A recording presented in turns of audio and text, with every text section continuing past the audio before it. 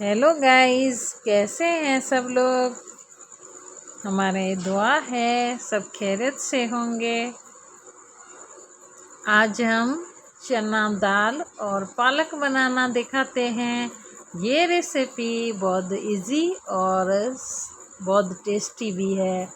तो आइए रेसिपी के तरफ।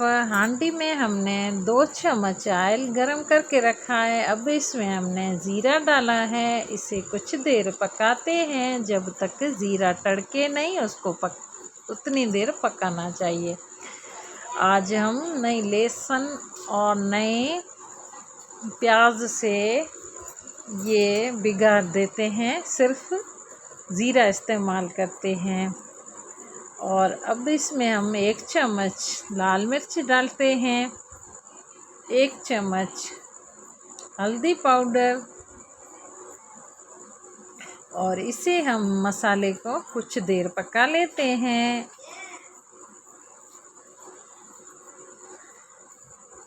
ये हमने पालक छोटे छोटे टुकड़े करके रखे हैं। अब इसे हम 3-4 पानी में धो लेते हैं।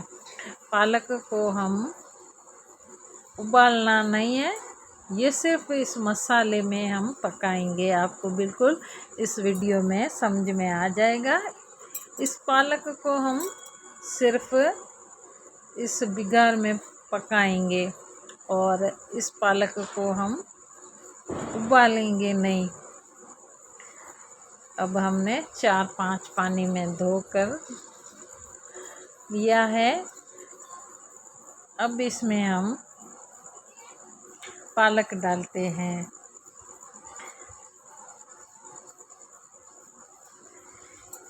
ये रेसिपी बहुत टेस्टी बनती है, आप ज़रूर घर पर ट्राई करना।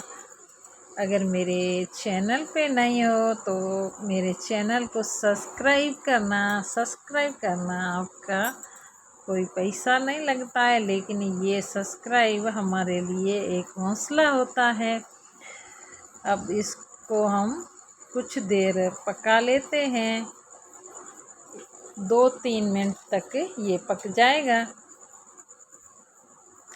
इसमें हम ये अमली का पानी डालते हैं और इसमें इतना खट्टापन और बहुत टेस्ट अच्छा आएगा। अब इसमें हम ये चना दाल है जो 1 पाव हमने उबाल कर पहले से रख दी थी।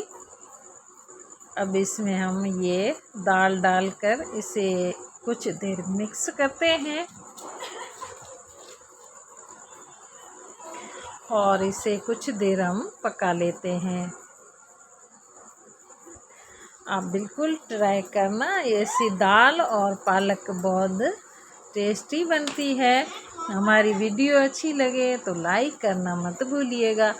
अब इसमें हम 1 चम्मच नमक डालते हैं और कुछ देर पकाते हैं।